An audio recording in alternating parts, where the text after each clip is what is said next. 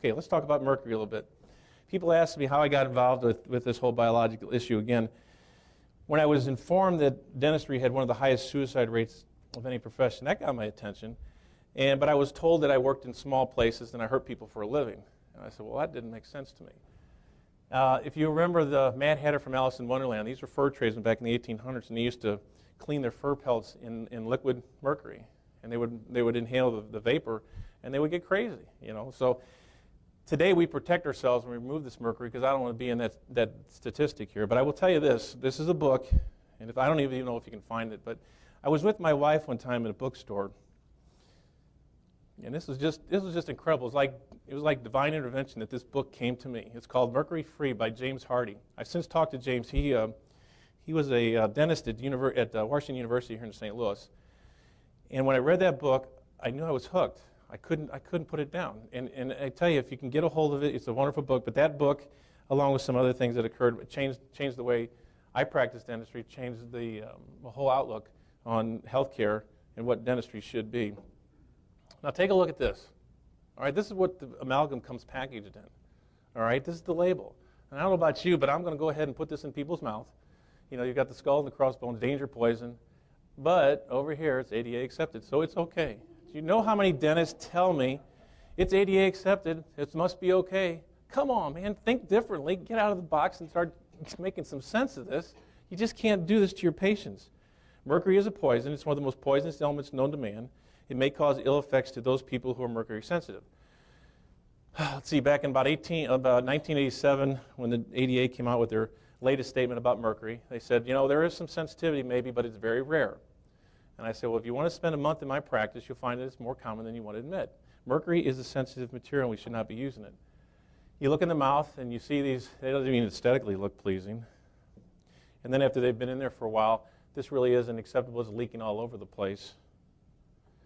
So the thing that concerns me most about the mercury is the vapor. Okay, it's colorless, it's tasteless, it's odorless. If inhaled into the lungs, it can pass into the bloodstream. Dental amalgams are comprised of approximately 50% mercury. So I always said, if you own 51% of the company, whose name goes on the front door? Okay, if you have more than 50% of mercury on the filling, it should be called a mercury filling, and we dodged that one too. The leakage is most pronounced when you eat, chew food, drink hot liquids, or when you grind your teeth at night. So let me show you this. This is a video. It's an 8-minute video, which we're not going to show, but I captured a couple pictures from this. If you want to take that website down, the IAOMT.org. It's a great organization. If you're a dentist and you don't belong to it, you ought to. You'll sleep better at night too. But if you can see this, this is just a pencil eraser, and what this is Dr. David Kennedy who did this experiment. And he just scratched it with a little bit of a pencil, and you can literally see the vapor that's coming off of there, okay? This was a tooth, by the way, that's been in someone's mouth. It was extracted, been in his mouth for 25 years. The mercury was 25 years old, and it's still emitting mercury. Look at this one. Mercury silver amalgam at 110 degrees, which is really relative to the temperature of coffee. Can you see that? Okay, you want to multiply that by 10 or 12 or 15 teeth? I mean, you know, it's a toxic fume that's coming off 24/7. We also use the Jerome 411. This is used by the EPA. They have one for lead. This one's for mercury. And it can just simply measure mercury. So what we do is we have the patient come over, and we'll find the biggest, ugliest mercury that we can find. Or if I find the newest one, because those are really, you can almost saturate this thing with one reading. And you just put a 10-second sample on there, and you read it. And it just simply gives me a number, okay? I'm not making any more claims other than it gives me a number. Then I'll go back and I'll scratch the surface of that tooth for at least 10 to 15 seconds, and I get another reading, and it will quadruple in the reading. 99.9% of the time, you're going to get a higher reading. And that's just mimicking your chewing, the food that you're eating, or coffee or hot tea or something. It is coming off. It is getting exposed into your body. And this is how we remove the mercury. We are protecting ourselves. We wear respirators.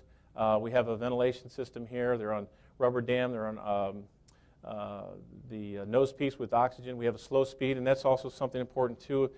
If you take a handpiece that goes 200,000 or 300,000 RPMs and you stick it on a piece of mercury, you are going to immediately increase the temperature there. So you've got to slow that down. You've got to really take a slow speed when you're removing this stuff. And I will tell you that since I learned that, and Dr. Cook helped me with that too, you've got to use slow speed drilling, or else you can iatrogenically cause some pulpitis, and you're going to be extracting some teeth.